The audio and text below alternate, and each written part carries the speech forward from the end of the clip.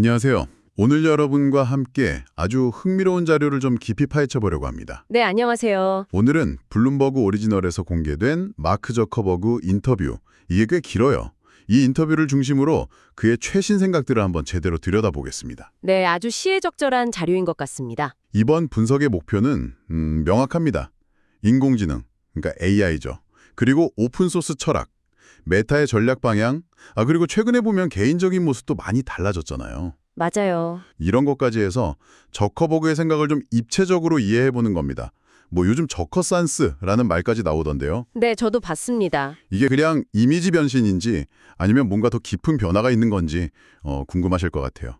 심지어 그가 하버드 시절, 그러니까 2003년부터 오픈소스 얘기를 해왔다는 거, 이거 알고 되셨어요? 그건 저도 이번에 보고 좀 놀랐습니다. 굉장히 오래됐더라고요. 그렇죠.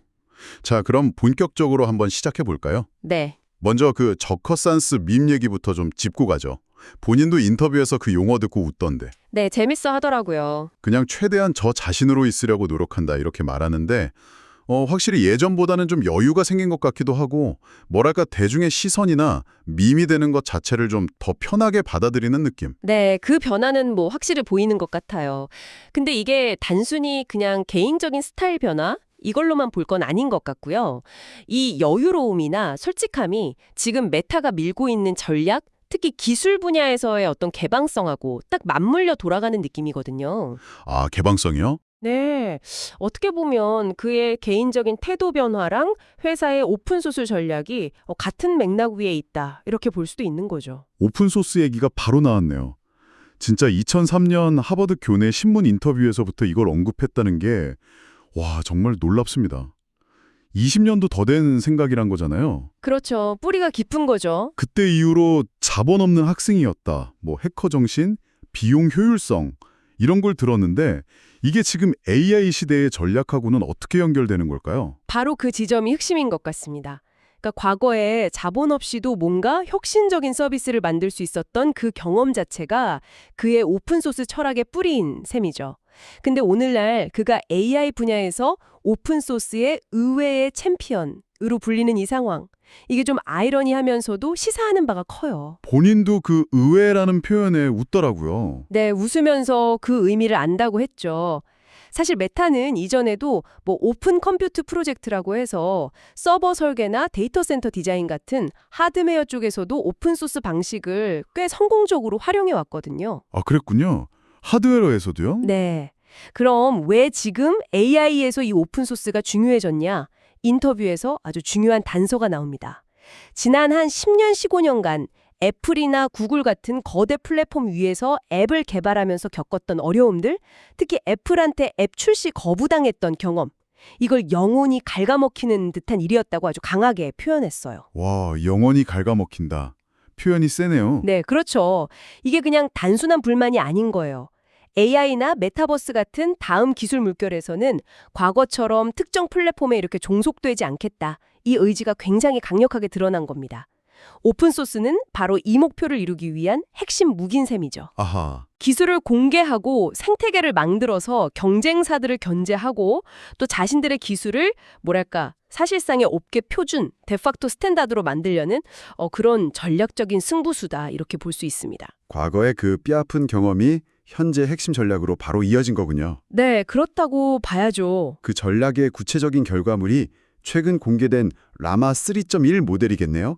파라미터가 4,050억 개라고 하던데 이 숫자가 가지는 의미 좀 쉽게 설명해 줄 수 있을까요? 일반 사용자 입장에서는 이게 확 와닿지가 않거든요. 네, 그 4,050억 개라는 파라미터 수는 모델의 크기, 또 복잡성, 그리고 잠재적인 성능을 보여주는 일종의 척도인데요.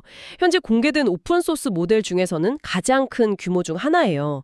그만큼 방대한 데이터를 학습했고 인간처럼 상당히 정교하고 다양한 작업을 할 능력을 갖췄다, 이런 뜻이죠. 네. 물론 이걸 만들고 운영하는 데는 정말 엄청난 컴퓨팅 자원이랑 비용이 들고요. 근데 여기서 중요한 건 저커버그가 왜 이런 거대 모델을 만드냐는 거예요. 그는 무슨 모든 걸 아는 하나의 AI 신 같은 거 이런 개념은 믿지 않는다고 했어요. 아, AIC는 아니다. 네, 대신에 수백만 개, 아니 수십억 개의 서로 다른 목적을 가진 특화된 AI 모델들이 함께 존재하는 세상, 이걸 그리고 있는 거죠. 수십억 개요? 네, 이 비전에서 라마 3.1 같은 아주 큰 오픈소스 모델은 뭐랄까 일종의 교사 역할을 하는 겁니다. 스타트업이나 기업, 심지어 정부까지도 이 모델을 기반으로 해서 각자 필요에 맞는 더 작고 효율적인 맞춤형 AI를 만들 수 있게 돕는 거죠. 아, 교사 역할이군요. 네, 이게 오픈 AI의 GPT나 구글 제미나이 같은 폐쇄적인 모델로는 불가능하거나 굉장히 어려운 방식이거든요. 근데 이런 개방성을 통해서 혁신에 더 빠르게 하고 궁극적으로 메타 AI는 올해 말까지 세계에서 가장 널리 쓰이는 AI 비서로 만들겠다. 이런 야심찬 목표도 밝혔어요. 이미 수억 명 사용자를 확보했다고 하니까 상당히 자신감이 있어 보였습니다. 하나의 거대 AI가 아니라 수많은 특화된 AI들의 생태계를 만들겠다. 마치 앱스토어처럼요. 그런 거군요. 근데 기술적인 측면 말고도 인터뷰에서 되게 흥미로운 기능 데모 이야기도 있었어요. 타이핑하는 동시에 실시간으로 이미지를 만들어내는 기능, 이매진 스토프라고 하던데 아, 네, 맞아요. 딸들하고도 이걸 자주 쓴다고 하더라고요. 이건 언제쯤 저희도 써볼 수 있을까요? 곧 출시될 예정이라고 하니까 좀 기대해봐도 좋을 것 같습니다. 이런 기능은 단순히 그냥 재미를 넘어서서 AI가 우리의 어떤 창의적인 표현 방식 자체를 어떻게 바꿀 수 있는지를 보여주는 좋은 사례죠. 코딩이나 디자인 기술이 없어도 누구나 머릿속 아이디어를 바로 시각화할 수 있게 되는 거니까요. 듣기만 해도 신기하네요. AI가 만든 인플루언서, 또 AI가 쓰는 SNS 글귀, 아바타끼리 대화하는 세상. 이런 미래에 대한 질문에 저커버그가 주저없이 네, 전부 가능해질 거다. 이렇게 답하더라고요. AI가 만든 소셜 네트워크까지 나올 수 있다는 건데 좀 아찔하기도 하고요. 그렇죠. AI가 우리 사회적인 상호작용에 이렇게 깊숙이 들어오는 것에 대해서는 기대도 있고 우려도 있고 공존하는 것 같아요. 그가 제시한 또 다른 흥미로운 AI 활용 사례가 있었는데 그게 어려운 사회적 상황을 미리 롤플레잉 해보는 기능이었어요. 롤플레잉이요? 네. 예를 들어서 상사한테 연봉 인상을 요구한다거나 아니면 친구나 연인이랑 좀 민감한 대화를 해야 할 때 AI를 상대로 미리 연습해보는 거죠. AI는 인간처럼 판단하지도 않고 실패해도 사회적인 여파, 소셜 리퍼커션이라고 표현했는데 그런 게 없으니까 부담 없이 다양한 접근법을 시도해볼 수 있다. 이런 장점이 있다는 겁니다. 듣고 보니 그거 되게 유용할 것 같기도 한데요. 근데 AI랑 연습하는 게 실제 사람하고의 관계에 어떤 영향을 줄지는 이건 좀 더 생각해 볼 문제 같네요. 맞아요. 그 부분에 고민이 필요하죠. 이런 기능들이 결국에는 그 메타버스 비전하고 다 연결되는 거겠죠? 정확합니다. 이런 AI 기능들은 메타가 궁극적으로 그려려는 그 메타버스 경험의 아주 핵심적인 요소가 될 거예요. AI가 실시간 번역을 해준다거나 가상 환경하고 더 자연스럽게 상호작용하도록 돕는다면 메타버스는 훨씬 더 몰입감 있고 유용한 공간이 될 수 있겠죠. 회사 이름까지 메타로 바꾸고 수십억 달러를 쏟아붓는 이유도 결국 여기 있는 겁니다. 네. 물론 메타버스 구축이 생각보다 좀 더디다 이 점은 인정했어요. 하지만 레이벤 메타 스마트 안경 같은 하드웨어는 성공 사례로 꼽더라고요. 특히 이 스마트 안경이 AI 시대에 이렇게 중요한 기기 형태, 그러니까 폼팩터. 폼팩터요? 그게 정확히 뭔가요? 기기의 어떤 물리적인 형태나 디자인을 말하는데요. 이 안경 같은 폼팩터가 AI 기능을 우리 현실 세계에 아주 매끄럽게 통합시켜주는 열쇠가 될 수 있다는 거죠. 증강현실이 AI보다 먼저 올 줄 알았다. 이런 말도 했는데 그만큼 기술 발전의 순서나 시너지는 예측하기 어렵다는 걸 보여주는 것 같습니다. 기술 발전 순서 예측이 어렵다는 말, 정말 공감합니다. 그런데 지금 AI 분야에 대한 투자 열기가 정말 뜨겁잖아요. 세콰이어 캐피탈은 이걸 6천억 달러짜리 질문이라고까지 표현했던데 이게 거품은 아닐까요? 저커버그는 이 질문에 닷컴 버블을 예로 들면서 답하더라고요. 네, 그 비유가 흥미로웠죠. 닷컴 버블 때 과잉 투자됐던 그 광섬유망이 결국에는 인터넷 시대의 핵심 인프라가 됐지만 그 가치를 발휘하기까지 시간이 좀 걸렸다는 거잖아요.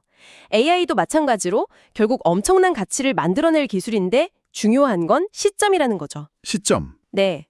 현재 기업들의 투자가 단기적으로 보면 좀 과잉처럼 보일 수도 있지만 AI라는 이 다음 10년, 15년의 핵심 기술 경쟁에서 뒤처졌을 때 그 기회비용이 워낙 크기 때문에 지금의 대규모 투자는 합리적인 베팅이라 이렇게 분석했어요. 리더 입장에서 보면 안 하는 것의 리스크가 과잉 투자의 리스크보다 훨씬 크다고 판단하는 겁니다. 일리가 있네요. 그럼 범용 인공지능, 그러니까 AGI, 인간 수준의 지능을 가진 AI 개발 경쟁에 대해서는 어떻게 생각하는지도 물었는데요. 그는 AGI에 대한 명확한 정의 자체가 아직 없다고 보면서 지능이라는 게 하나의 척도가 아니라 다차원적, 멀티베리언트하다고 강조했습니다. 특히 사람의 표정이나 감정을 이해하는 그런 사회적 지능, 이게 중요하다고 언급하면서 앞으로 메타 모델에 이런 능력을 통합할 계획이라고 밝혔죠. 사회적 지능이요. 네, AGI 경쟁에서 반드시 최초가 되는 것, 여기에 집착하지는 않지만 라마4 같은 다음 모드를 통해서 오픈 AI나 구글 같은 선도주자들과의 기술 격차를 완전히 메우는 게 목표라고 했습니다. 오픈소스 모델로도 최첨단 성능은 달성할 수 있다. 이걸 증명하려는 의지가 좀 엿보였어요. 페이스북 시절부터 계속 따라다니는 그 신뢰 문제에 대한 질문도 있었어요. 상당히 직설적이던데 왜 우리가 AI와 관련해서 당신을 신뢰해야 하는가? 이 질문에요. 답변이 좀 인상 깊었습니다. 네, 과거의 비판들을 좀 솔직하게 인정하는 모습이었죠. 그러면서 이 오픈소스 방식이야말로 그 신뢰 문제에 대한 해답이 될 수 있다. 이렇게 주장을 했어요. 코드를 투명하게 공개하고 누구나 검증할 수 있게 하면 자연스럽게 결과물의 품질을 높여야 한다는 압박이 생기고 이게 결국 신뢰 구축으로 이어진다는 논리입니다. 오픈소스가 투명성을 높여서 신뢰로 이어진다. 네. 물론 이 주장이 모든 사람을 다 설득할 수 있을지는 미지수지만 적어도 투명성을 통해서 신뢰를 회복하겠다. 이런 의지를 보인 셈이죠. 미중 기술 경쟁에 대한 시각도 제시했죠. 미국이 모든 기술을 걸어잠그기보다는 개방성을 유지해야 한다고요? 맞습니다. 그는 폐쇄적인 접근보다는 개방적이고 분산된 혁신 생태계가 미국의 진저 강점이라고 봤어요. 현실적인 목표는 중국을 5년, 10년 이렇게 압도하는 게 아니라 미국 기업들이 정부와 잘 협력해서 기술 리더십을 유지하면서 중국보다 한 6개월에서 18개월 정도 앞서는 영구적인 선도자 우위, 그러니까 perpetual first mover advantage를 계속 확보하는 것이다. 이렇게 구체적인 수치까지 제시했습니다. 6개월에서 18개월. 계속 앞서 나가는 게 중요하다는 거군요. 네, 그 기술 격차를 계속 유지하는 게 중요하다는 거죠. 정치적인 질문도 있었는데요. 2024년 미국 대선 관련해서 메타 플랫폼에서 정치 콘텐츠 추천은 줄이고 있다. 이렇게 밝혔고 특정 후보를 지지할 계획도 없다고 딱 선을 그었습니다.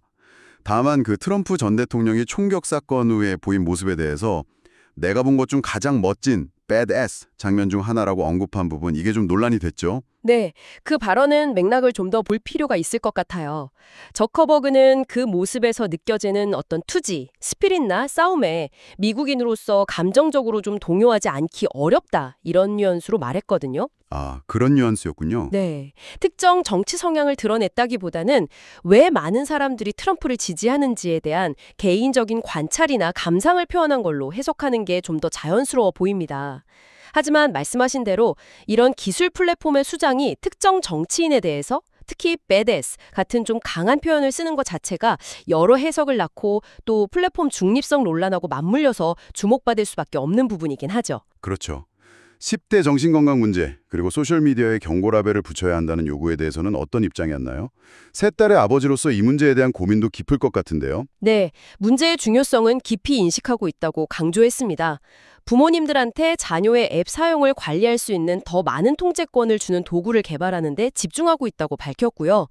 다만 소셜미디어가 정신건강 문제의 유일하거나 직접적인 원인이다라는 과학적 증거는 아직 명확하지 않다, 이렇게 지적했습니다. 직접적인 원인이라고 보긴 어렵다. 네, 오히려 잦은 알림 같은 걸로 수면을 방해하는 스마트폰 자체의 문제일 수도 있다. 이런 가능성을 좀 조심스럽게 제기하면서 균형 잡힌 시각을 가지려고 노력하는 모습이었어요. 문제 해결의 일부가 되고 싶다는 의지는 분명히 했습니다. 인터뷰 후반부에는 그의 개인적인 삶이나 철학에 대한 이야기도 좀 나왔습니다. 아이들한테 직접 스포츠를 가르치고 딸이 소설 쓰는 걸 도와주려고 메타 AI로 이미지를 막 만들어주고 심지어 딸 머리를 따주면서 오늘 솜씨는 내 최고의 작품은 아니네. Not my best work. 이렇게 농담하는 모습은 좀 의외였어요.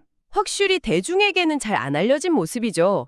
그의 아내 프리실라 첸도 저커버그의 그 엄청난 에너지를 언급하면서 그 에너지를 좀 긍정적으로 발산하기 위해서 서핑이나 주짓수 같은 격투기, 그리고 자연 속에서의 활동 이런 게 매우 중요하다고 이야기했습니다. 이런 다양한 활동에 대한 열정이 그의 리더십 스타일이나 인재를 보는 관점하고도 좀 연결이 되는 것 같아요. 어떤 점에서 연결이 되나요? 예를 들어서 그의 채용 철학 중 하나가 이건데요. 만약 어떤 사람이 한 가지 분야를 깊이 파고들어서 정말 탁월한 수준까지 도달한 경험이 있다면 그 사람은 무언가를 배우고 최고 수준으로 끌어올리는 방법을 터득했을 것이고 이건 다른 분야에도 적용 가능하다는 거예요. 아, 하나를 깊게 파본 경험이 중요하다. 네, 여러 분야에 대한 호기심, 그리고 깊이 파고드는 성향, 이걸 중요하게 보는 거죠. 또 여러 활동 사이의 균형이 오히려 모든 것을 더 잘하게 만든다. 이런 그의 생각처럼 일과 삶, 또 다양한 관심사 사이의 시너지를 믿는 것 같습니다. AI나 차세대 컴퓨팅 플랫폼 같은 아주 큰 프로젝트를 단기적인 성과로만 보지 않고 10년에서 15년 단위의 긴 챕터로 생각하면서 장기적인 관점을 유지하는 것도 이런 맥락에서 이해할 수 있습니다. 10년, 15년 단위의 챕터라 정말 길게 보네요. 마지막으로 AI와 창의성의 관계에 대한 그의 시각도 인상적이었습니다. AI가 인간의 창의성을 대체하거나 저해할 거다 이런 우려와는 달리 오히려 증폭시킬 거라고 되게 낙관하더라고요. 네, 맞아요. 과거에는 아이디어를 현실로 만들려면 코딩 같은 전문 기술이 필수적이었지만 미래에는 AI의 도움으로 그런 기술 장벽 없이 누구나 창의적인 아이디어를 표현하고 구현할 수 있게 될 거다 이렇게 예측했습니다.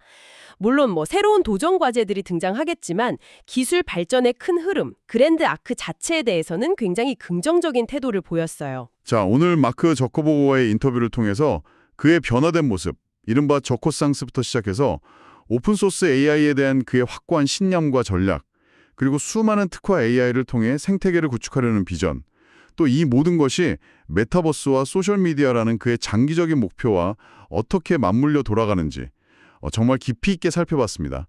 그의 개인적인 철학이나 장기적인 안목까지 엿볼 수 있었네요. 버그의 이 오픈소스 전략은 단순히 그냥 기술적 우위를 점하거나 경쟁사를 견제하는 차원을 좀 넘어선다고 볼 수 있습니다. 이건 AI라는 이 차세대 기술 생태계의 규칙과 규범 자체를 메타에게 유리하게, 다시 말해서 메타의 방식을 사실상의 업계 표준으로 만들려는 훨씬 더 큰 그림의 일부로 해석할 수 있어요. 판 자체를 짜려는 거군요. 그렇죠. 기술 자체의 주도권뿐만 아니라 기술이 작동하고 확산되는 그 방식까지 설계하려는 상당히 야심찬 시도라고 볼 수 있겠습니다. 네, 오늘 이야기를 마무리하면서 여러분께 질문 하나를 던져봅니다. 저커버그가 그리는 미래처럼 AI 도구와 아바타가 우리의 소통 방식을 근본적으로 바꾼다면 과연 그 속에서 진짜 인간적인 연결과 상호작용은 어떤 의미를 갖게 될까요? 한번 깊이 생각해 보시면 좋겠습니다. 오늘 저희와 함께 깊이 파헤쳐 주셔서 감사합니다. 네, 감사합니다.